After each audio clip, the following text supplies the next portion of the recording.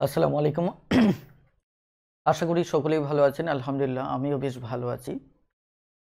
আমরা আজকে মিশ্রণ এবং এলিগেশন এর পার্ট 2 নিয়ে আলোচনা করব। আমরা গত ক্লাসটিতে মিশ্রণের বেশ গুরুত্বপূর্ণ কিছু বিষয় নিয়ে আলোচনা করেছিলাম। আজকে আমরা কথা বলবো এলিগেশন নিয়ে।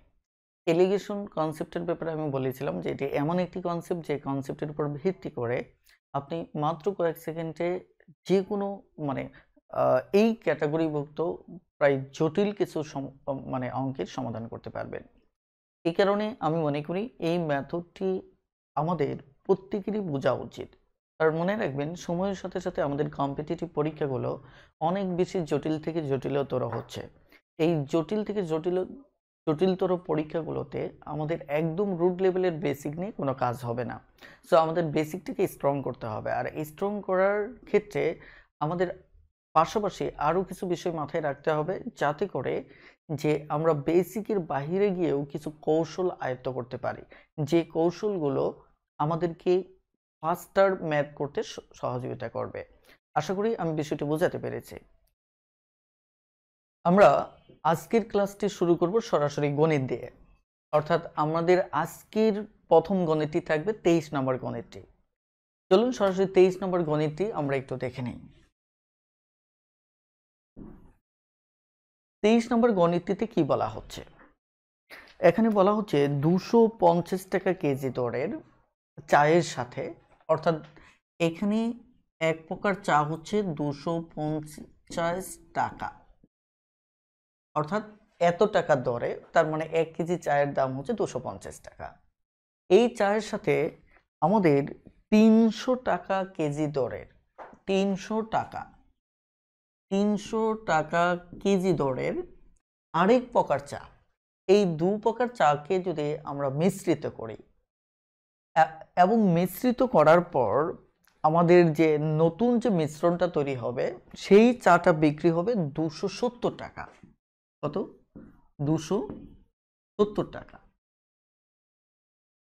এখন আমি তথ্যটা আবারও বলছি যে 250 টাকা কেজি দরে এক টাইপের চা, আরেক টাইপের চা হচ্ছে 300 টাকা কেজি দরে।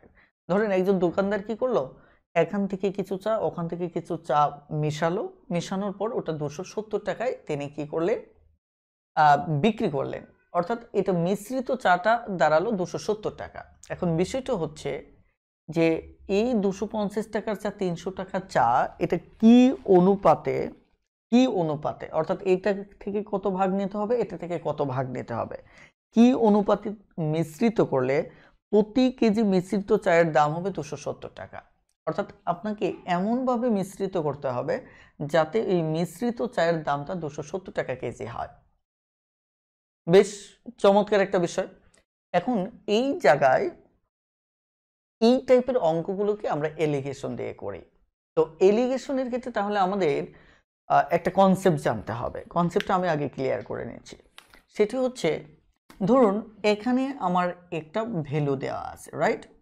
এখানে একটা ভ্যালু দেওয়া আছে, এখানে একটা ভ্যালু দেওয়া আছে, এবং এই জায়গাতে আরো একটা ভ্যালু দেওয়া আছে। এই তিনটা ভ্যালু। তবে লক্ষণীয় বিষয় হচ্ছে যে এটি হচ্ছে আমার প্রথম ভ্যালু, এটি হচ্ছে আমার দ্বিতীয় ভ্যালু, আর এটি হচ্ছে আমার ওই প্রথম এবং দ্বিতীয় ভ্যালু একত্রে, অর্থাৎ মিশ্র ভ্যালু।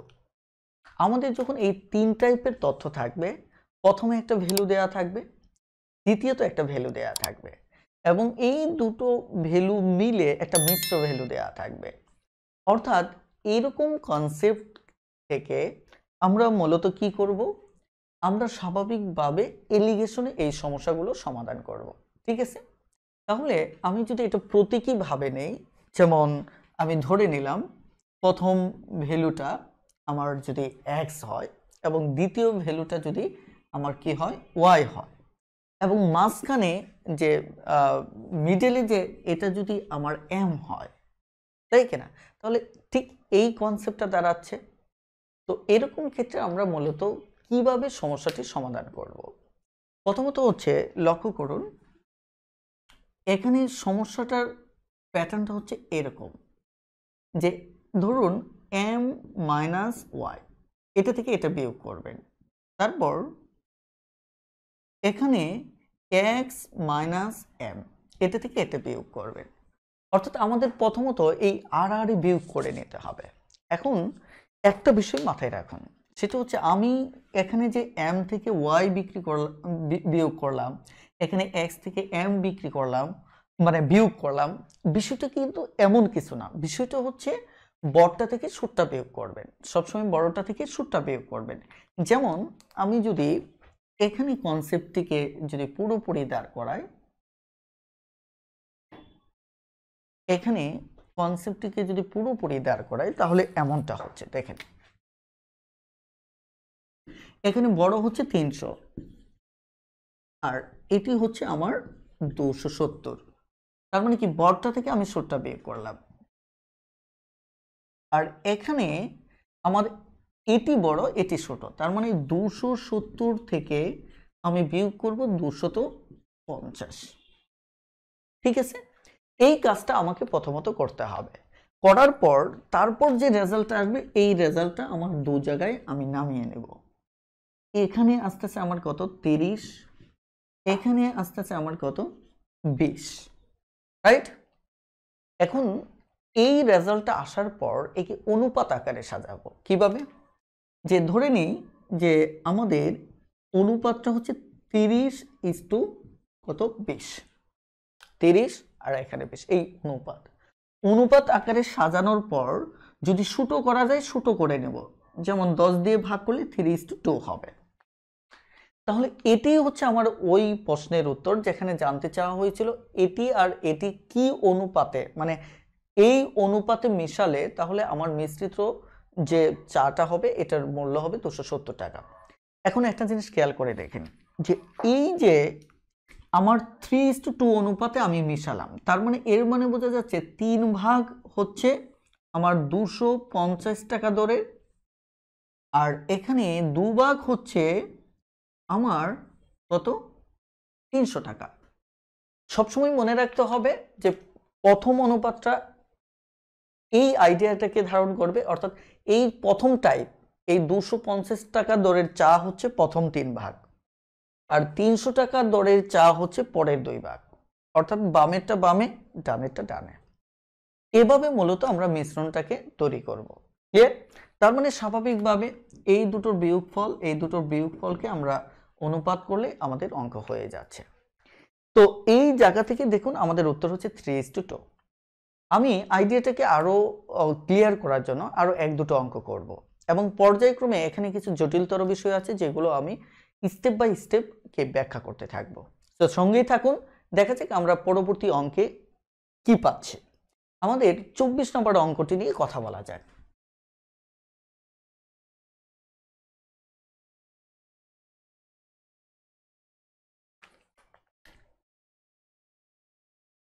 চব্বিশ নম্বর অঙ্কটি দেখা যাক।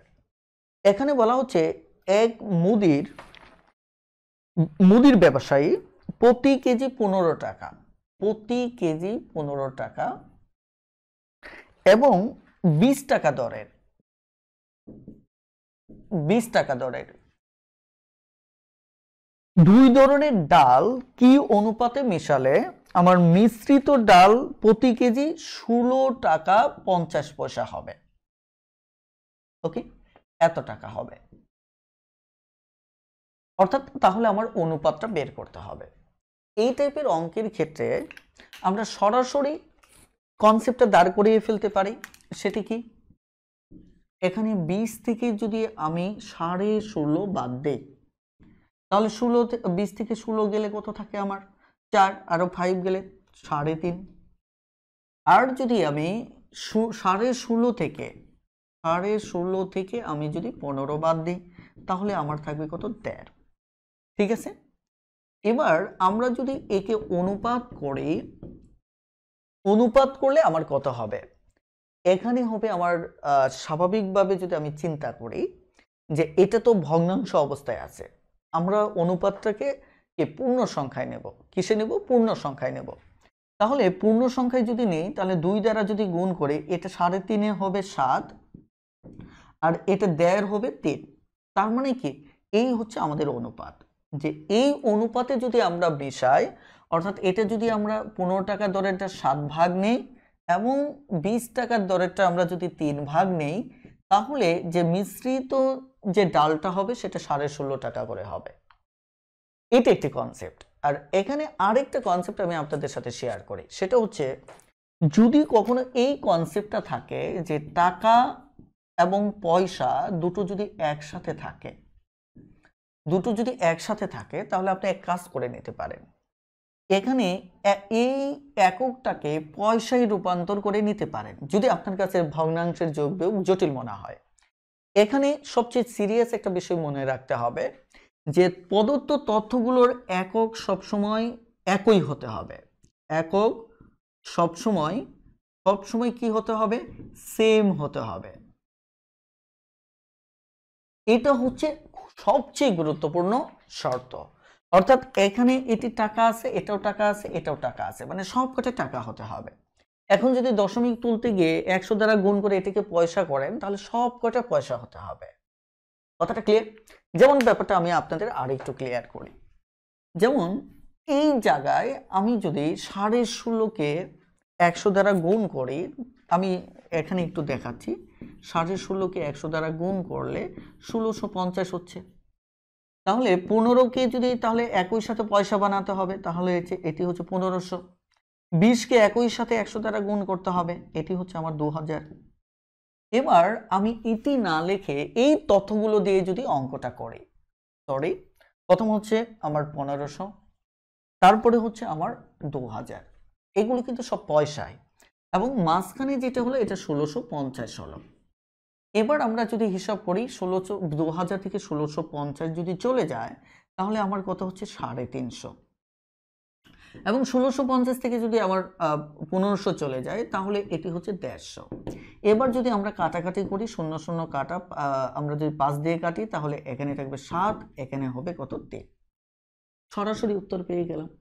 বেশ, তার মানে আপনারা চাইলে একক পরিবর্তন করে সেটিকে পয়সাতেও রূপান্তর করতে পারেন যদি এভাবে দশমিক থাকে। ঠিক আছে, আমি আরো একটি অঙ্ক এই টাইপের করব, তাহলে আপনাদের বুঝতে কোনো সমস্যা থাকবে না। ঠিক আছে, তাহলে আমরা 25 নম্বরে একটা অঙ্কে যাচ্ছি।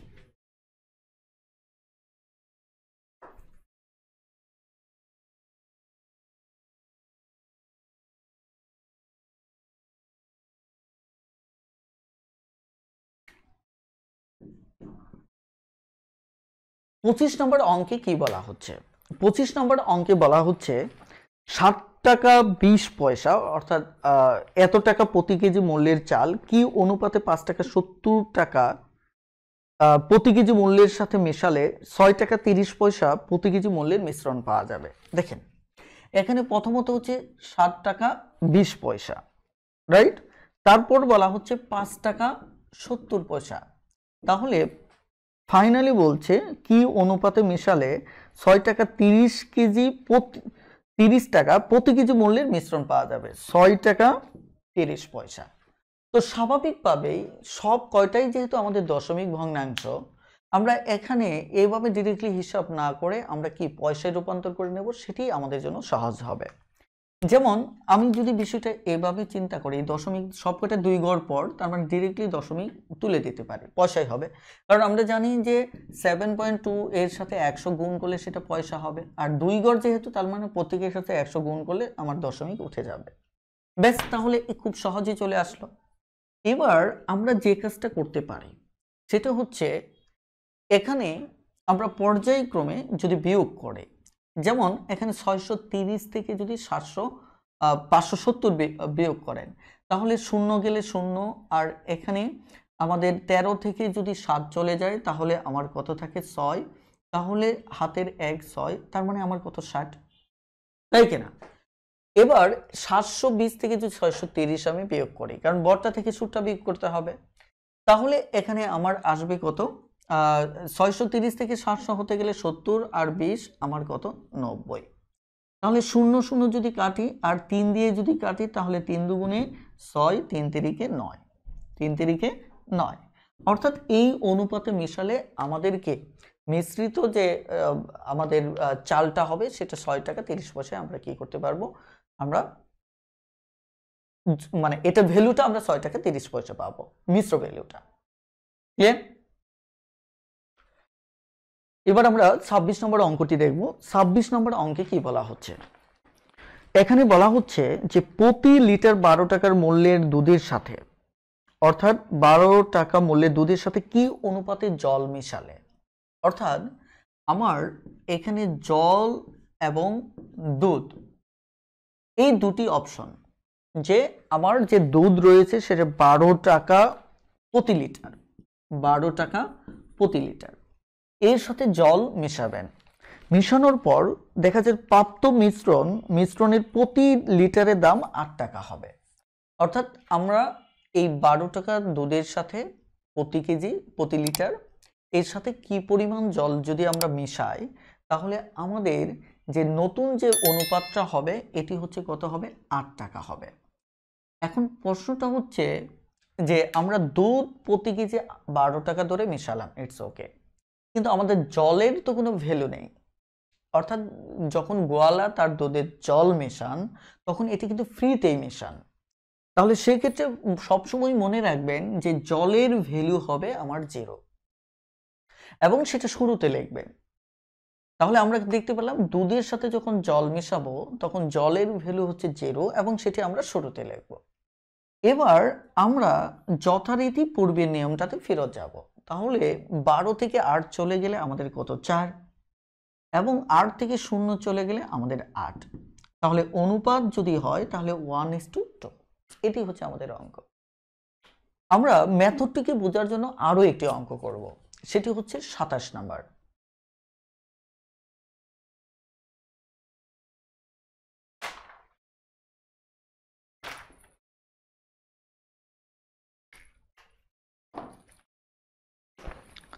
সাতাশ নম্বর অঙ্কটিতে কি বলা হচ্ছে, 27 নম্বর অঙ্কটিতে বলা হচ্ছে 40 টাকা লিটার দুধের সাথে কি অনুপাতে জল মিশালে আমার 30 টাকা দরে বিক্রি করা যাবে। তার মানে প্রথমত জল 0, আর প্রথমত হচ্ছে 40 লিটার টাকা দর, এবং আমার মিশ্র ভ্যালুটা হবে 30। ঠিক আছে, এবার আমরা বুঝতেই পারছি যে এটি দাঁড়াচ্ছে কত, 10, আর এটি দাঁড়াবে কত, 30। তাহলে 1:3, এটি আমাদের আনসার। আশা করি আইডিয়াটা বুঝতে পেরেছেন। এবার আমরা নতুন আরো একটি আইডিয়াতে যাব এবং আমি একটু অধিক সংখ্যক ম্যাথ করব যাতে করে আপনাদের আইডিয়াটা বুঝতে কোনো প্রকার ডাউট ফিল করতে না হয়। এবার আমরা সরাসরি 28 নম্বর অঙ্কটাতে যাব। 28 নম্বর অঙ্কটিতে কি বলা হচ্ছে সরাসরি দেখে ফেলুন। বলা হচ্ছে এবার দেওয়া হয়েছে শতকরায়, সেখানে বলা হচ্ছে 20% মিথাইল অ্যালকোহল দ্রবণ ও 50% মিথাইল অ্যালকোহল দ্রবণকে কি অনুপাতে মিশ্রিত করতে হবে যাতে সৃষ্ট দ্রবণে 40% মিথাইল অ্যালকোহল থাকে। বেশ, এবার আমরা যে ভ্যালুগুলো পাচ্ছি এগুলি শতকরায় ভাষায় পাচ্ছি। অর্থাৎ প্রথম ভ্যালুটা আমি পাচ্ছি 20%, তারপরের ভ্যালুটা হচ্ছে আমার 50%, এবং মিশ্রিত ভ্যালুটা হচ্ছে আমার 40%, রাইট? তার মানে আমাকে অনুপাত বের করতে হবে। সেক্ষেত্রে পার্সেন্ট যদি আপনি নাও লেখেন তাহলেও সমস্যা নেই, যেহেতু সবকটাতেই শতকরা রয়েছে। ব্যাস, তার মানে কি পূর্বের মতোই আমার অঙ্কটা হয়ে যাচ্ছে। এই ক্ষেত্রে আমি 50 থেকে 40 চলে গেলে 10, 20 থেকে 40 থেকে 20 চলে গেলে আমার 20, তাহলে অনুপাত হচ্ছে 1:2। খুবই সহজ অঙ্ক। এবার এই টাইপের অঙ্ক যেটা 29 নাম্বার সেটি আপনারা পারবেন। তো এই অঙ্কটা আপনাদের জন্য রেখে যাচ্ছি। আমি সরাসরি 30 নম্বর একটা অঙ্কে যাব। 30 নম্বর অঙ্কটি আমাদের বেশ গুরুত্বপূর্ণ এবং আমি বলবো যে এই অঙ্কটি আপনারা একটু মনোযোগের সাথে দেখুন। ঠিক আছে, 30 নম্বর অঙ্কটি 30 নম্বর অঙ্কে বলা হচ্ছে যে 2 প্রকার মিশ্রণে দুধ ও জলের অনুপাত 7:2। দেখেন এটা একটা অনুপাত, 2 প্রকার মিশ্রণ। আমি যদি পাশে নোট করে নেই তাহলে ব্যাপারটা এরকম হবে যে এখানে একটা অনুপাত হচ্ছে দুধ এবং জল। দুধ এবং জল সেটা হচ্ছে আমার কত 7:2। আরেকটি মিশ্রণ বলা হচ্ছে সেখানেও আমার কি আছে দুধ আছে এবং জল আছে। এই অনুপাতটা হচ্ছে আমার কত 9:2। এখন দেখেন আগে কিন্তু এটা কিন্তু আমার একটা ভ্যালু, এটা একটা ভ্যালু, এটিও একটা ভ্যালু। তার মানে কি এটা ফার্স্ট, এটি হচ্ছে সেকেন্ড। দেখুন পার্থক্যটা কোথায়? আগে ফার্স্ট ভ্যালুতে একটা তথ্য দেওয়া থাকতো, এবার দেওয়া আছে কি মিশ্রণ আকারে, যে প্রথম ভ্যালুতে আমার দুটো তথ্য একসাথে দেওয়া, অর্থাৎ দুধ জল। দ্বিতীয়টাতেও একটা থাকার কথা ছিল, কিন্তু এখানে আছে দুধ জল। ঠিক আছে, এবার আপনাকে যে কাজটা করতে হবে লক্ষ্য করে দেখুন যে এই জায়গায় আপনি দুই প্রকার মিশ্রণ কি অনুপাতে মেশালে, দুই প্রকার মিশ্রণ কি অনুপাতে মেশালে নতুন মিশ্রণে দুধ ও জলের অনুপাত 4:1 হবে। নতুন যে মিশ্রণটা আসবে, নতুন যে মিশ্রণটা সেখানে দুধ এবং জল থাকবে কত আমার এখানে 4:1। এই অঙ্কটা একদিক থেকে আপনার কাছে জটিল মনে হতে পারে এবং সত্যিকার অর্থে বাহ্যিক দৃষ্টিকোণ থেকে এই অঙ্কটা অনেক বেশি জটিল। তো আমরা এলিগেশনে এই টাইপের ম্যাথগুলো খুবই সহজভাবে করবে এবং খুবই শর্ট টাইমে করব। লক্ষ্য করুন, প্রথমত হচ্ছে এখানে একটা কাজ করি আমি কথা বলার আগে, সেটি হচ্ছে যে আমাদের দুধ অনুপাত এখানে কি দুধ অনুপাত হচ্ছে আমার জল। তাহলে এই মিশ্রণে আমার টোটাল মানে উপাদান কত আছে 9 ভাগ আছে, রাইট? কত ভাগ আছে 9 ভাগ আছে। যদি আমি 7 আর 2 যোগ করি, আর এই জায়গায় আমার আছে 9 যোগ যদি যোগ করি তাহলে 11 ভাগ। এখানে আছে টোটাল জিনিসটা 9 ভাগ, এখানে আছে টোটাল জিনিসটা 11 ভাগ, এখানে আছে 4 যোগ 1, তার মানে কত 4 যোগ 1 আমার 5 ভাগ। গুড। তাহলে এই যে ভাগগুলো এগুলো আমরা দেখতে পাচ্ছি। এখন আমি কথা মানে আপনাদের বোঝানোর পূর্বে আমি একটু কাজ করে নিতে চাচ্ছি। সেটি কি, আমি যদি এখান থেকে যদি আমি ধরুন আমি দুধ ধরে নিচ্ছি, কি ধরে নিচ্ছি আমি দুধ ধরে নিচ্ছি, তাহলে এখানে দুধ কতটুকু আছে, তাহলে 9 ভাগের 7 ভাগ। তাহলে কি এটা আমি নিশ্চিত করে বলতে পারি না যে এখানে দুধ আছে এত, যেহেতু মোট হচ্ছে 9 ভাগ, সেখানে 7 ভাগ হচ্ছে দুধ। তাহলে আমি যদি এটার ক্ষেত্রেও চিন্তাটা করি, এখানে দুধ কত আছে, এখানে দুধ হচ্ছে টোটাল 11 ভাগের 9 ভাগ। আমি যদি আইডিয়াটা ঠিক এখানেও যদি চিন্তা করি, এখানে দুধ কত আছে মিশ্রিত অংশে, এখানে দুধ আছে 5 ভাগের 4 ভাগ। তার মানে একটু আগে যেখানে আমি ভিন্ন ভিন্ন তথ্য ছিল দুধ জল দুধ জল দুধ জল, আর এখন আমি একটা কাজ করে ফেলেছি যে এখানে শুধু দুধটা পেলাম, এখানেও শুধু দুধ পেলাম, এখানেও শুধু দুধ পেলাম, জাস্ট চেহারাটা একটু ভগ্নাংশ আকারে। যেমন এর আগে আমরা দশমিক আকারে সমস্যা সমাধান করেছি। আমি যে কথাটা আপনাদেরকে বোঝাতে চাচ্ছি অথবা বলতে চাচ্ছি সেটি হচ্ছে, যখন আপনি এই ধরনের মিশ্রণ পাবেন একটা ভ্যালুতে, আরেকটা ভ্যালুতেও মিশ্রণ পাবেন, আরেকটা এবং মিশ্রণ ভ্যালুটাও মিশ্রণ পাবেন, তখন আপনি এভাবে ভগ্নাংশ আকারে একটা উপাদানে রূপান্তর করবেন। যেমন আমি এখান থেকে শুধু দুধ অংশটুকু নিয়েছি, এখান থেকে আমি দুধ অংশটুকু নিয়েছি, এখান থেকে আমি দুধ অংশটুকু নিয়েছি। আমি চাইলে শুধু জল নিতে পারতাম, যে এখান থেকে শুধু জল 2 ভাগ, এখান থেকে শুধু জল 2 ভাগ, এখান থেকে 1 ভাগ, অর্থাৎ যে কোনো একটাকে একটা উপাদানে রূপান্তর করতে হবে। তাহলে আমাদের এখানে মূল কনসেপ্টটা দাঁড়াচ্ছে যে প্রথম যে ভ্যালুটা, ফার্স্ট যে ভ্যালুটা এবং সেকেন্ড ভ্যালু, ফার্স্ট ভ্যালু কত আমার 9 ভাগের 7, সেকেন্ড ভ্যালু কত 11 ভাগের আমার কত 9, ঠিক আছে, এবং মিশ্র ভ্যালুটা গিয়ে দাঁড়াচ্ছে আমার 5 ভাগের 4। ব্যাস, এবার একে আপনি স্বাভাবিকভাবে সমাধান করবেন। এখন সমাধানটা একটু জটিল হতেই পারে। কেন হতে পারে? কারণ যেহেতু ভগ্নাংশ, আমি যদি ভগ্নাংশ থেকে বিয়োগ করি, যেমন এখানে আমার কোনটা বড় কোনটা ছোট এটি নিয়ে কিন্তু একটা সমস্যা হয়। আপনি আড়াআড়ি গুণ করবেন, যেমন 5 নং 45 আর 4 11 44, তার মানে এটার ভ্যালু বড় মানে কি এটা বড়। তাহলে 9/11 থেকে আপনি 4/5 বিয়োগ করবেন, একটা ফ্যাক্ট। এবার যদি এই দুটোর মাঝে দেখেন, এটা এমনিতেই বোঝা যাচ্ছে যে এটা বড় এটা ছোট। তারপরেও যদি আপনি ভগ্নাংশের বাসায় দেখেন, আমরা ভগ্নাংশ অধ্যায়ের নিয়মটা নিয়ে কথা বলবো, 4/, এইভাবে আড়াআড়ি গুণ করবেন। 5 7 35, 4 নং কত 36, তার মানে কোনটার ভ্যালু বড় এটা না এটা? এটা। তার মানে কি 4/5 বড়, 4/5 বড়। এখান থেকে 7/9 বিয়োগ করেন। তাহলে এখানে যদি ভগ্নাংশ দেখেন, এখানে 55 হবে, তাহলে 5 নং 45-এর 45 আর এখানে 44, ঠিক আছে। এখন তাহলে এখানে দাঁড়াচ্ছে উপরে নিচে 55, উপরে কত দাঁড়াচ্ছে 1, উপরে কত দাঁড়াচ্ছে 1। একইভাবে এখানে 5 নং 45, 5 নং 45 এটাকে যদি লসাগু করেন তাহলে 9 4 নং 36, তাহলে এখানে 5 5 7 35, ঠিক আছে। তাহলে এখানে হচ্ছে এত।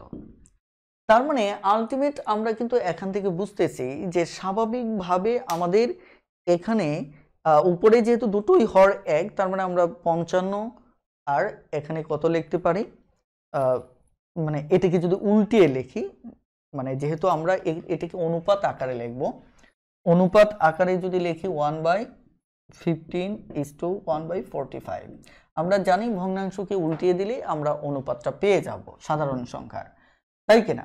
তাহলে সেটি হয়ে যাবে আমার, আপনি যদি প্র্যাকটিক্যালি নিয়ম অনুসারে দেখেন 1/5, তাহলে 1/15, 15/1, তার মানে 45 নিচে 50, তার মানে আস্তে আস্তে কত 5 নং 45 আর 9 5 11 45, তার মানে 9/11, তার মানে কি 9:11, তাই কিনা? এভাবেও আপনি চাইলে হিসাব করতে পারেন, অথবা আপনি এটাকে সরাসরি উল্টে দিতে পারেন 115 145, তাহলে 45 এই পাশে আসবে, 50 এই পাশে আসবে। ভগ্নাংশকে এভাবে উল্টিয়ে দিয়ে সরাসরি সাধারণ সংখ্যায় আপনি আনতে পারেন।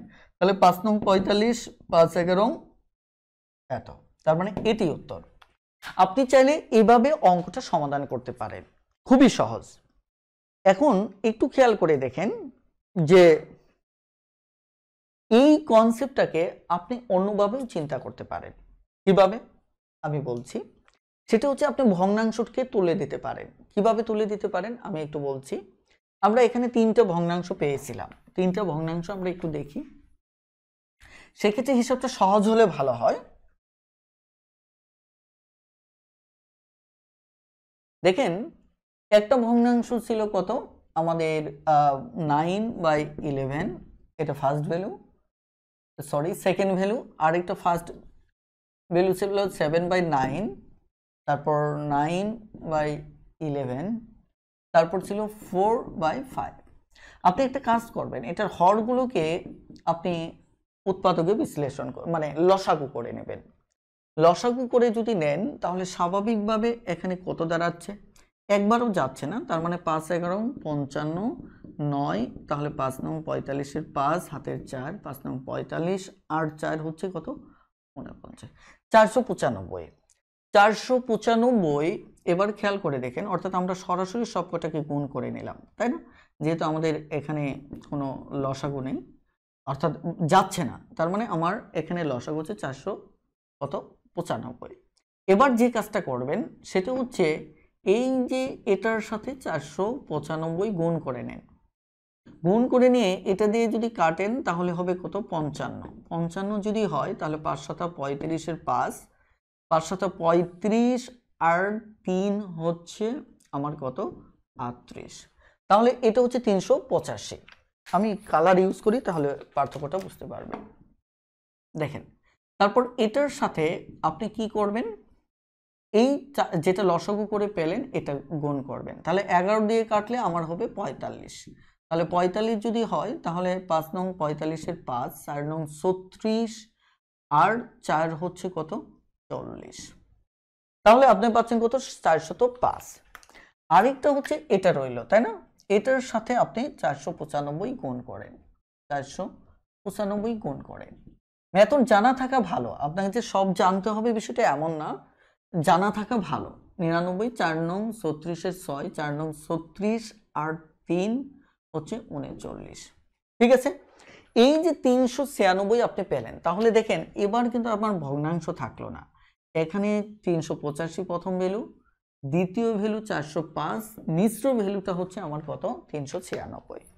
এবার দেখেন আপনি চাইলে এভাবে ডিরেক্টলি লিখে ফেলতে পারেন। কিভাবে? 385, 405 এবং 396 আপনি চাইলে এভাবেও করতে পারেন। ঠিক আছে, এবার যদি আপনি বিয়োগ করেন, ধরেন 405 থেকে 96 গেলে এখানে 4, 5, 9, আবার 385, 96 থেকে গেলে আমার কত হবে, এখানে 5, 6, 11, তার মানে এটি উত্তর।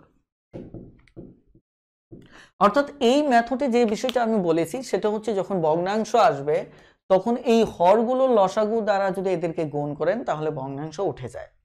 সেক্ষেত্রে ভগ্নাংশ উঠে যাওয়ার পর তাদেরকে নিয়ে যদি আপনি এলিগেশন করেন তাহলে হয়তো আপনার যাদের হিসাবে দুর্বলতা আছে তাদের জন্য সহজ হয়। এই হচ্ছে মেথডটি, আশা করি বুঝতে পেরেছেন। আপনারা বই থেকে 31 এবং 32 নম্বর অঙ্ক দুটো দয়া করে করে নেবেন, খুবই সহজ। এবং এখানে চর্চা করুন 33 থেকে 37 নম্বর অঙ্কগুলো আপনারা করে নেবেন। আমি বরাবরের মতো বলি, কোনো অঙ্ক করতে গিয়ে যদি ভুল বুঝতে না পারেন তাহলে সেগুলো আমাদের গ্রুপে জানাতে পারেন। ঠিক আছে, ওকে। আমি এবার 38 নম্বর অঙ্কে চলে যাচ্ছি। 38 নম্বর অঙ্কে এখানে কি বলা হচ্ছে? বলা হচ্ছে 60 টাকা এবং 65 টাকা প্রতি কেজি মূল্যের চা। ভালো করে দেখেন যে 60 টাকা এবং 65 টাকা প্রতি কেজি মূল্যের চা কি অনুপাতে মেশালে 68.20 টাকা প্রতি কেজি মূল্যে বিক্রি করলে 10% লাভ হবে। আমরা এতক্ষণ যে এলিগেশনগুলো করেছি সেখানে কিন্তু লাভ প্রফিট হিসাব করিনি, একটা ভ্যালু ছিল আরেকটা ভ্যালু ছিল, এটা মিশ্র ভ্যালুটা আমরা দিয়েছি, অর্থাৎ এই দুটো একত্র করে একটা দিয়েছে, এখানে লাভ ক্ষতির কোনো হিসাব হয় নাই। এখন যদি মনে করেন আমাদের এই অঙ্কে বলা হচ্ছে যে 60 টাকা 65 টাকা দুটো ভ্যালু, এটা কি অনুপাতে মেশালে আমার 68 টাকা 20 পয়সা হবে, তবে বলা হচ্ছে এক্ষেত্রে 10% লাভ হবে। তার মানে মিশ্র ভ্যালু যেটা দেওয়া আছে সেটা 10% লাভ দরে দেওয়া আছে, অর্থাৎ 68 টাকা 20 পয়সা এটা হচ্ছে বিক্রয় মূল্য। কথাটা ক্লিয়ার? আমরা বিক্রয় মূল্যের ব্যাপারে একটা কনসেপ্ট বলি যে আমাদের যদি ধরেন 750 টাকায় একটা আমরা জিনিস বিক্রয় করলাম, সেটা কিনছি আমরা 500 টাকায়, তাহলে আমরা এটাকে বলবো ক্রয় মূল্য আর এটিকে বলবো আমরা কি বিক্রয় মূল্য। ঠিক আছে, তাহলে সেক্ষেত্রে একটা জিনিস লক্ষ্য করে দেখেন, এক্ষেত্রে আমার লাভ কত হবে? আমার নিশ্চিতভাবে লাভ হবে 750 থেকে 500 যদি বাদ দিই তাহলে 250 টাকা, এটা হচ্ছে আমার লাভ। ঠিক আছে, তাহলে এটা আমার শতকরায় লাভ কত হচ্ছে? শতকরায় লাভ হচ্ছে যে 500 টাকায় আমি লাভ করতেছি 250 টাকায়, তাহলে 100 টাকায় কত? এটি দিয়ে কাটলে 5, তাহলে 5 5 25, তাই কিনা? তাহলে আমার 50% আমার লাভ হচ্ছে। কত পার্সেন্ট লাভ হচ্ছে? 50% লাভ হচ্ছে। তার মানে আমি যদি আপনাদেরকে বলি যে এখানে 750 টাকা আমি বিক্রয় করলাম, সেক্ষেত্রে আমার 50% লাভ হলো, তাই কিনা? তার মানে দেখেন তো এখানে মূলত এই ক্রয় মূল্যটা আমি যদি বের করতে চাই তাহলে 750 এখান থেকে ক্রয় মূল্যটা বের করে নিতে হবে। এখন এই অঙ্কে আগে যাই, তারপর এই আইডিয়াটা আমরা আরো একটু কথা বলবো। সেটা হচ্ছে আমাদের প্রথম ভ্যালুটা দেওয়া আছে কত? 60 টাকা, 60 টাকা। তারপরের ভ্যালুটা আছে আমার 65 টাকা। এবার এটা কি অনুপাতে মেশালে আমার এখানে যে ভ্যালুটা আসবে এটা হচ্ছে 68.20। দেখেন লক্ষণীয় বিষয় কি? লক্ষণীয় বিষয় হচ্ছে আমাদের প্রথম ভ্যালুটা কিন্তু এটা ক্রয় মূল্য, এটা কিন্তু ক্রয় মূল্য যে এই অনুপাতে কিনছিলাম। আবার এটা এই অনুপাতে, কিন্তু এটা হয়ে যাচ্ছে আমার বিক্রয় মূল্য। কিন্তু আমি শুরুতে বলেছিলাম যে আমাদের থিমগুলো একই টাইপের হতে হবে। এটা বিক্রয় মূল্য যেহেতু, তার মানে এটা নিয়ে আমরা কি করতে পারি না, আমরা এটি নিয়ে এলিগেশন করতে পারি না, কারণ তাহলে এটাও বিক্রয় মূল্য হতে হবে, এটাও হতে হবে। কারণ আমি কেন বললাম এটা ক্রয় মূল্য, কারণ এইগুলিতে তো কোনো প্রফিট ছিল না। প্রফিট না থাকা মানে কি, আপনার স্টকে যেটা আছে এটা ক্রয় মূল্যেই আছে, আর এটাতে 10% প্রফিট আছে, তার মানে কি এটা বিক্রয় মূল্য। কারণ 10% প্রফিট ধরে, 50% প্রফিট ধরে আমরা এখানে কত পেয়েছিলাম, 750 টাকা পেয়েছিলাম, তাই কিনা? তাহলে 750 টাকাতে প্রফিট থাকা মানে এটাও বিক্রয় মূল্য।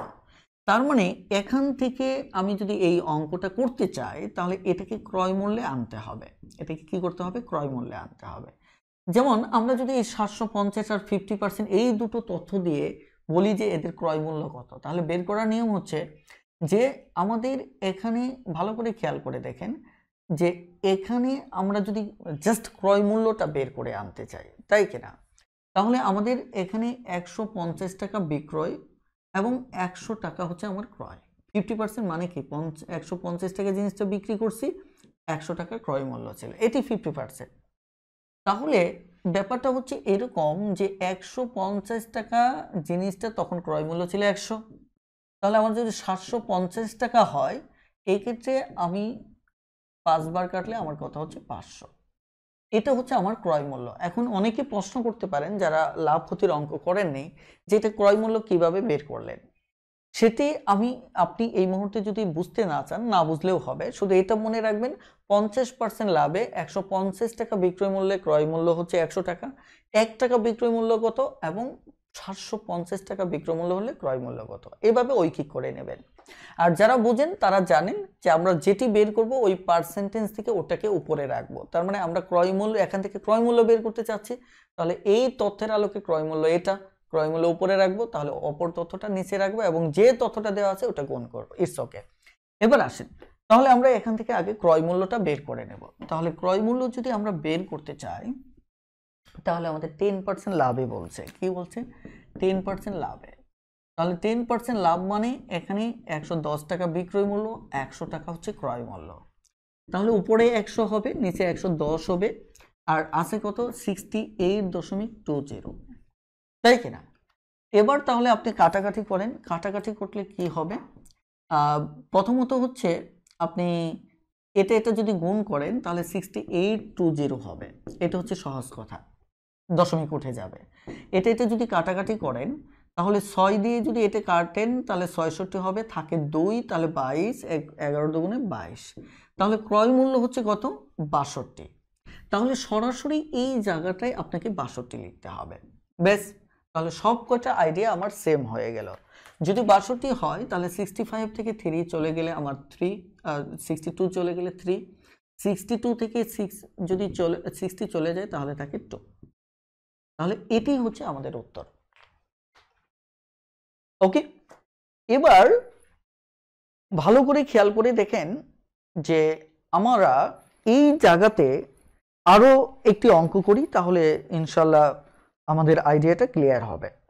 সেটি হচ্ছে, ভালো করে খেয়াল করে দেখেন, আমরা 39 নম্বর একটা অঙ্ক দেখব, 39 নম্বরে আরো একটি অঙ্ক দেখব, তাহলে আইডিয়াটা ক্লিয়ার হয়ে যাবে। ওকে,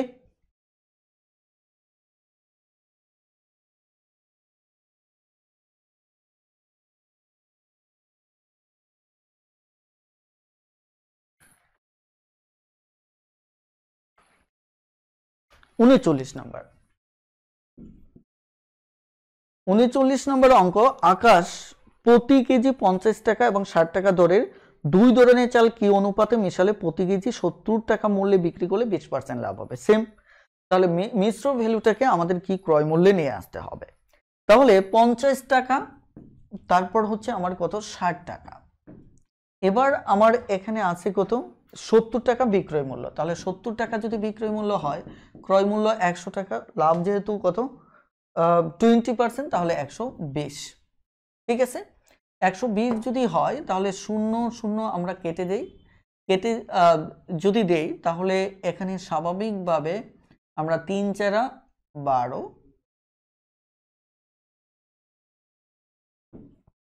3 4 12, তাহলে 4 25 আমাদের এত। তাহলে আমরা এখানে যে জিনিসটা আমরা দেখতে পাচ্ছি যে এই জায়গায় আমাদের একটু ভগ্নাংশ চলে আসতেছে, রাইট? সেখানে ভগ্নাংশটা কত আসতেছে আমরা একটু হিসাব করে দেখি। 5 7 35 5 হাতের 3 7 গুণে 14 আর 3, ভালো করে খেয়াল করেন। 5 7 35 5 7 গুণে 14 আর 3 17। তাহলে এই ক্ষেত্রে 3 6 18, অর্থাৎ 3 6 হবে না, 3 5 15, 2 25, তাহলে 3 7 21, 3 8 24, তাহলে থাকে কত 1। অর্থাৎ এখানে আমাদের আসতে আছে 58 সমস্ত 3-এর 1। এটা মিশ্র ভ্যালু আসতে আছে 58 সমস্ত 3-এর 1। ঠিক আছে, এটি হচ্ছে আমাদের মিশ্র ভ্যালু। কোনো সমস্যা নেই। আমরা স্বাভাবিকভাবে যদি হিসাব করি, এখান থেকে আপনারা এই অবস্থায় বিয়োগ করার সক্ষমতা থাকতেও পারে, নাও পারে। তবে সেক্ষেত্রে একটা কৌশল দেখিয়ে দিচ্ছি যে 60 থেকে 58 বাদ দেন। 60 থেকে 58 বাদ দিলে থাকে কত 2, থাকে কত 2। এখন 2-এর ভিতর 1 নেন। এটা কেন আমি বলছি যে প্রথমত যে কাজটা করতে হবে যে আপনি 60 থেকে 58 যদি বাদ দেন, 58 বাদ দিতে পারবেন না দেখেন, তাহলে থাকে 2। কিন্তু এখানে আবার 2 থেকে যদি 1/3 বাদ দেন তাহলে কত থাকে 3। দেখেন, তাহলে এখানে 3 দুগুণে 6, তারপর হচ্ছে 1, তার মানে কত হচ্ছে 5। এইভাবে আপনার ঝামেলা হবে। সরি, আমি নিজেই ব্যাপারটা জটিল করতেছি। জটিল করার কিচ্ছু নেই। প্রথমত 60 থেকে যদি 58 চলে যায় 2, ঠিক আছে। 2-এর ভিতর আবার একটার 3-এর 1 অংশ বাদ দেন। 3-এর 1 অংশ বাদ দিলে 3-এর 2 অংশ থাকে, এটা একটা। আপনারা পরে নিজে ব্যক্তিগতভাবে হিসাব করে দেখবেন। তাহলে 50 থেকে 58 থেকে 50 চলে গেলে, 58 থেকে যদি 50 চলে যায় 8, তাহলে 1/3। এটা হচ্ছে আমাদের এখান থেকে অনুপাত বের করব। অনুপাত বের করে 3 3 আর 2 কত হয় 5, 5/3, 3 8 24 আর 1 কত 25। ঠিক আছে, নিচে 3 বাদ দিয়ে দেন, তাহলে কত 5 25। তাহলে যদি 1 দিয়ে 5 দিয়ে কাটেন 1:5, 1:5। এটি হচ্ছে আমাদের অঙ্ক। আপনি চাইলে এখানে দশমিক অবস্থায় অঙ্কটা করতে পারেন, এটা একান্তই আপনার ইচ্ছা। আপনি যে কোনো ভাবেই চাইলে অঙ্কটা করতে পারেন। ঠিক আছে, তাহলে আমাদের এখানে আরেকটা ওকে, আমি আপাতত কোনো জটিলতায় যাচ্ছি না। তবে আপনি চাইলে কিন্তু এটা কি করতে পারেন, ভগ্নাংশ তুলে দিয়েও সমস্যাটা সমাধান করতে পারেন। আমি ভগ্নাংশটা তুলে দিয়ে সমস্যার সমাধানটা দেখাই, কারণ এটা অনেকের কাছে জটিল মনে হতে পারে।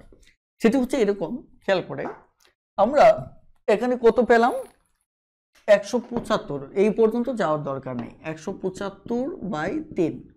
তাহলে আমাদের 3টা ভ্যালু, একটা হচ্ছে 50। 50 মানে মূলত একে বলি 50/100। 60, 60 মানে একে মূলত আমরা ভগ্নাংশ আকারে লিখলে 60 এত। তাহলে আরেকটা আছে কত 175/3, তাই কিনা? তাহলে 175/3 বিষয়টা, তাহলে এর হর 1 1 1। আমরা প্রত্যেকের হর হচ্ছে কত 1 1 আর 3। তাহলে লসাগু কত হবে 3। তাহলে লসাগু যদি 3 হয়, তাহলে এর সাথে যদি 3 গুণ করেন তাহলে এটি হবে কত আমার 150। এর সাথে 3 গুণ করলে এটি হবে 180। এর সাথে 3 গুণ করলে এটা হবে 175। তার মানে এখানে পেয়ে গেলাম আমরা 150, এটা পেলাম আমরা কত 180, এটা পেয়ে গেলাম কত 175। ব্যাস হয়ে গেল। অর্থাৎ ওই আগের নিয়মেই আপনি ভগ্নাংশটা তুলে দেবেন। তুলে দেওয়ার পর দেখেন ব্যাপারটা কি দাঁড়াচ্ছে। 180 থেকে 75 চলে গেলে 5, তাহলে এখানে 50 চলে গেলে আমার কত থাকবে 25, তাহলে 1/5। বেশ, খুবই সহজ। আপনারা এভাবে এখানে 39 নম্বর অঙ্কটা করতে পারবেন। এবার একইভাবে আপনারা 40 নম্বর অঙ্কটা একটু দেখেন। 40 নম্বর অঙ্কটা দেখেন, কারণ 40 নম্বর অঙ্কটা আমাদের একটু বুঝতে হবে।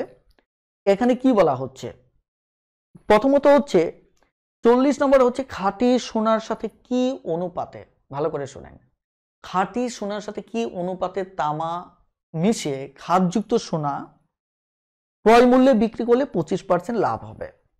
ঠিক আছে, এখানে প্রথমত যেটা হচ্ছে যে এখানে খাঁটি সোনার সাথে কি অনুপাতে তামা মেশালে, এখানে first value, second value, third value কোনোটাই দেওয়া নেই। দেওয়া আছে বলেন খাতযুক্ত সোনা ক্রয় মূল্যে বিক্রি করলে 25% লাভ হবে। ঠিক আছে, তাহলে প্রথমত এই জায়গায় আপনাকে একটা ছোট কাজ করে নিতে হবে। সেটা কি কাজটা হচ্ছে যে শতকরা হারটাকে অনুপাতে প্রকাশ করতে হবে। বেশ, তাহলে অঙ্ক হয়ে যাবে। কিভাবে হবে সেটি নিয়ে আমি একটু কথা বলছি। দেখেন,